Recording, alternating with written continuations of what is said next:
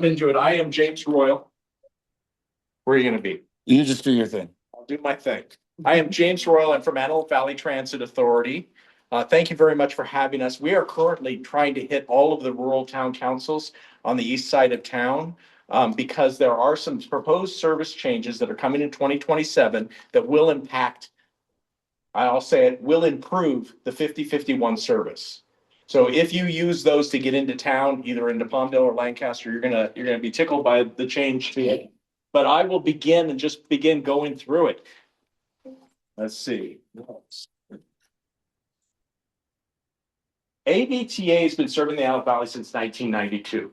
We have a huge service area. So you just got my presentation the other day at Little Rock. We have a huge service area. We're basically the top of Los Angeles County. And because much of that is rural, we have very unique toolbox. And so we have a lot of different ways. The large service area is served by 13 local routes, 3 school tripper routes, 4 commuter routes, an on-demand rideshare service, and a non-emergency medical transport service. The 2027 service change has some specific goals. AVTA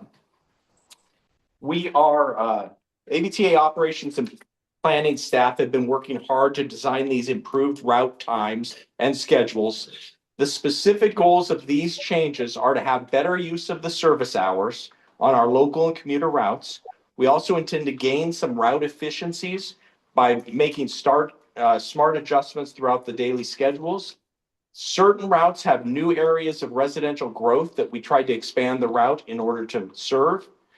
And finally, we're implementing many improvements that have come in from our riders and from our professional operators. So we're listening to the riders, we're listening to the drivers, and we're making changes that are just tweaks throughout the service schedule and routes in order to better serve our riders. The following slides briefly outline our proposed services by route. All the information is available in detail with support documents, the maps, the schedules, everything that we're proposing for 2027. All of this is available at avta.com. I'll say this again, but we need your feedback. If you use this system, go on there, look at it, imagine what it's going to be like to use the services with these new changes, and then let us know how it impacts you. Because without feedback from our riders, we don't know how these are going to impact individuals, and we want to hear that. So please educate yourself and then use the feedback function that's on the website to communicate that to us. Changes on routes 2 and 3. On route 2, and 2 and 3 are both in Palmdale, East Palmdale, kind of crossing east-west across Palmdale. On route 2, service is extended from 47th Street East to 70th Street East. And similarly, on Route 3, service is extended from 55th Street East to 65th Street East. These changes are designed to reach areas of recent residential growth. Routes 2 and 3 continue to interline, meaning that one becomes the other as they circle. Routes 2 and 3 continue to interline at South Valley Transit Center. And all the current locations are still serviced by these 2 routes. Now, the extended service does result in frequency adjustments of 5 minutes. So headways on routes 2 and 3, which were formerly 30 minutes, are now going to be 35 minutes. So pretty minor change, but it's going to reach people who are walking in to grab that bus line. They're going to be able to walk in a little closer.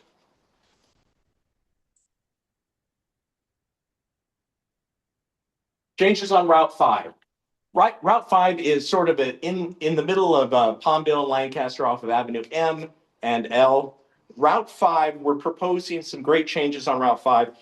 We're extending the service to reach the Kaiser Permanente building on Avenue L. This is also known as the Butterfly Building. With this change, Route 5 will now serve both of the Kaiser Permanente buildings in the city of Lancaster. This extended service will also result in a frequency adjustment. Route 5 will have a 10-minute change, so it's moving from 70 minutes to 80-minute headways or frequencies. So is that like every 80 minutes a bus comes? Exactly. Okay. And some of these routes, like Route 5 is a connection route. A lot of people come into like OMP and then use Route 5 to get out to Kaiser. Yeah.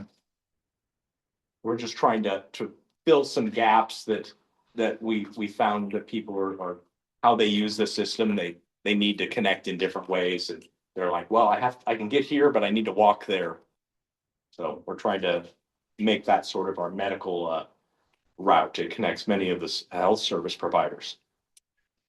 So next we have Route 11 and 12. This is very similar to 2 and 3. This is in Lancaster. These are the east-west routes that connect across the city of Lancaster. Routes 11 and 12 are also interlined.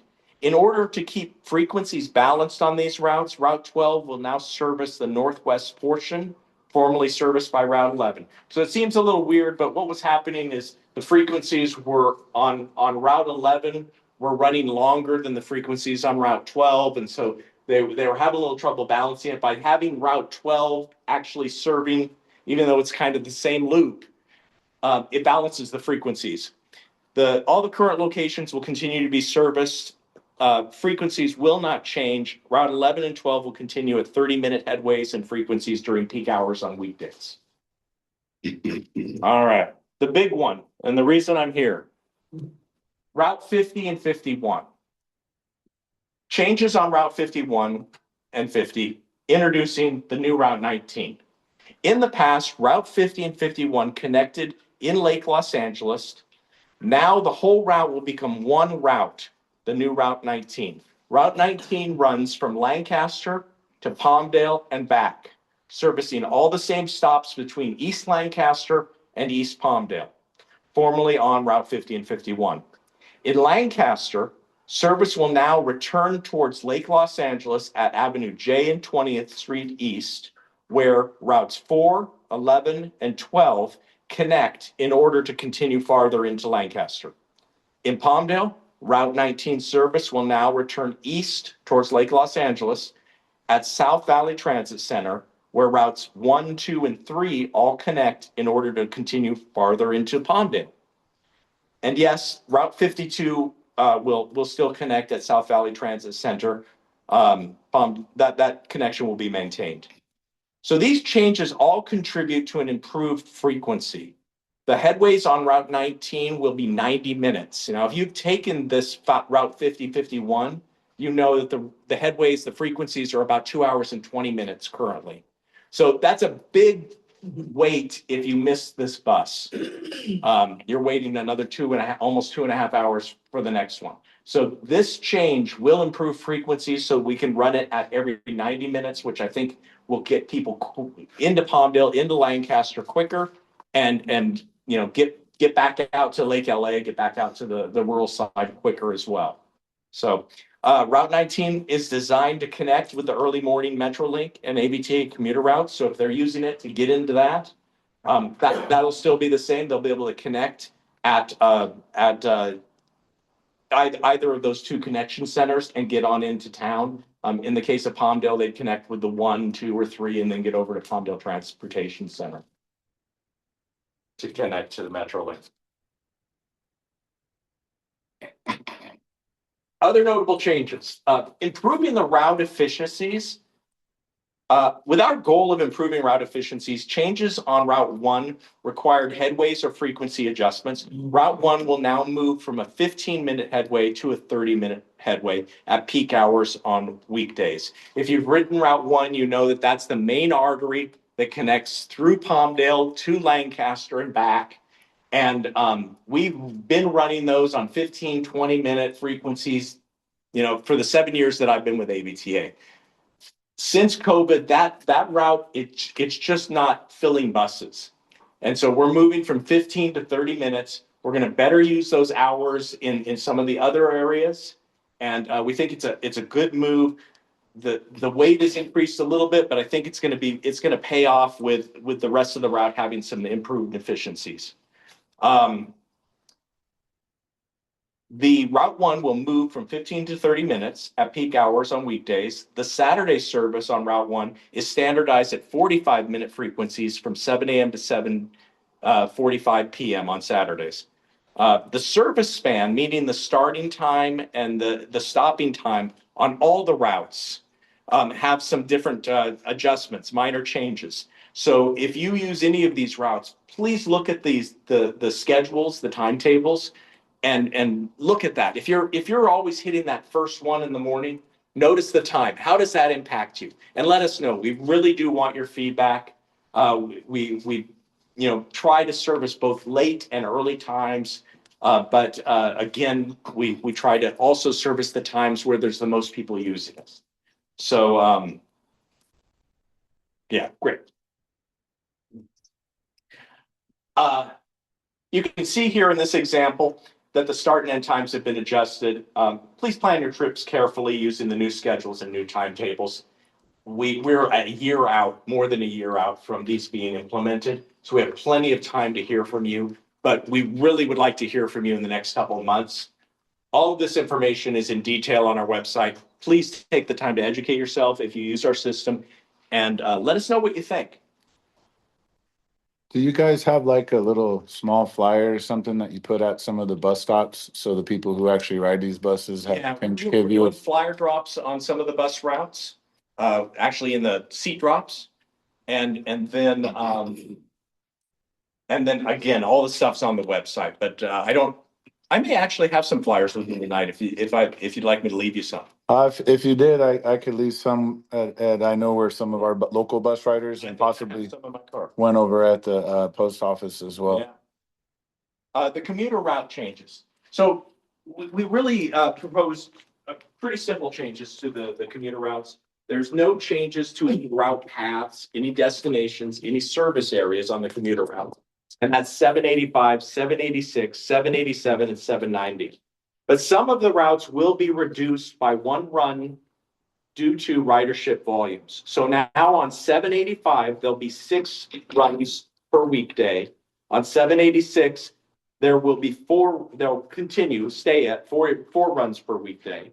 On 787, there'll now be 6 runs per weekday. And on Route 790, it'll stay at the current 2 runs per weekday. Again, if you're using these routes, please check the schedules, please check the timetables, look at how it's going to impact you, and then let us know. As stated earlier, all this information is available in detail with supporting documents, maps, schedules, a great video. This whole presentation is there on the website as well. Educate yourself on the route changes that may impact you. If you are on the website, there's a link there to leave feedback. You can scan this QR code. If I've said something tonight and you're like, oh man, I want to get in there with a comment right now, scan this QR code. You can oh wait, this is not the feedback one. This will take you to the go to avta.com and then just go to the website. Let me get this. This is the feedback one. So you can scan this right now and say, James, great presentation. I love what you're doing to Route 19. There you go. We really do need your feedback. I can't emphasize that enough. That helps us better design service for the AV community and for riders. Feedback for the riders who are actually using the system. That's what we need. When you're ready, please take a moment to visit our website, share your feedback. And like I said, you can also use this QR code to share your thoughts from today's presentation. Thank you so much for your time and patience. I'll be happy to answer any questions on this or pretty much anything. Thank you, James. AVTA related. I think we thank you for your patience. Yeah. No, it's been great. I appreciate it anytime at work. Anybody out there in the interweb got any questions? The price is going up at $8 a gallon. Yeah. Well, fortunately, we are a 100% battery electric fleet, so we don't run on per gallon. But we have no plans at this time to change the prices on the buses. And what is the fare right now? $1.50, but there are all sorts of tools in the box to get discounted or free rides. If you are a senior citizen, you can come in and get a pass that will allow you to ride for free. If you are a veteran, you can ride for free. If you are a high school student of Antelope Valley Union High School District or Antelope Valley College, you can ride for free. Both of those 2 schools have already purchase a pass for all their enrolled students. Nice. So, and if you have just a question, call our customer service line. Okay. We have the best customer service of any company I've ever worked for. They know all the answers and they are driven to solve your problems. So even if it's not our solution, they can tell you about Access, TAP, LA Metro programs, the Life program. There are so many different solutions out there to help people connect and ride the buses. Yes, sir. So I guess the question is, now that you're optimizing this route and looking for improvements and also get more, the ones where it's taking longer to, because there's not that much occupancy. Yes. The big question is, like on a regular weekday, come next year, are you having the same amount of buses or less buses? Oh, goodness. Like on a normal day? I would say it will be the same amount of buses, just utilized in different ways. It's less service hours, but it's spent smarter, I would say. Example of like Route 19. The number of buses is really sort of an interesting driver, but we look at it by service hours and frequencies. So if that bus is coming every 30 minutes, does it really matter how many buses are running that route? And I don't think of it by the number of buses. I know we are running, I think it's over 50 buses now on our routes on a daily basis. But you also play this wonderful thing where buses step out of service for one reason or another. Another bus comes in, an extra bus comes in here to help pick up because of traffic, the timetables are running slower for some reason, so they try and catch back up. So there's a lot of different things that go into the math of just rather than just how many buses are running. But yes, we are trying to do more with less service hours. That is the goal. Cool. Anybody else? Yes. Is the city of LA going to use you guys during the Olympics this year? That's a really interesting question. They want to try and use everybody in the Southern California. One of the challenges is we have an all-electric fleet.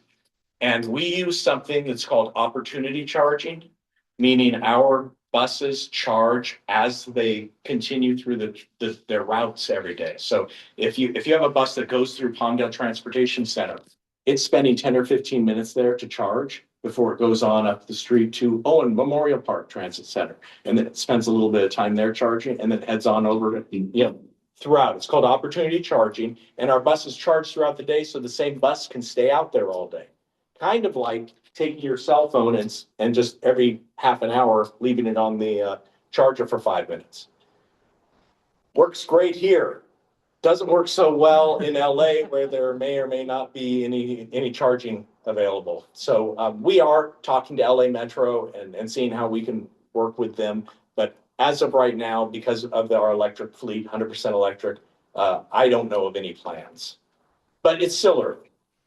So we'll see. You guys just have an opportunity to get them to go electric. Buses that go down there. So I could see a special commuter line or something that connects people at a certain frequency to Metrolink stations or something. But all of these things are being explored. But I don't think it's as easy as it might be with just, hey, throw a few more gallons of diesel in it and go. All right. Yeah. Well, thank you, Great James. question.